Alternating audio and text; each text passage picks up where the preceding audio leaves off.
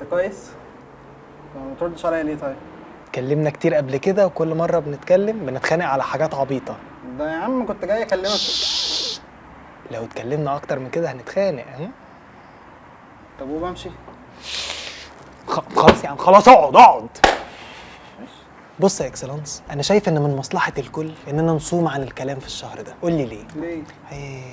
مش انت قلت لي ليه؟ سيبني انا اجاوب بقى.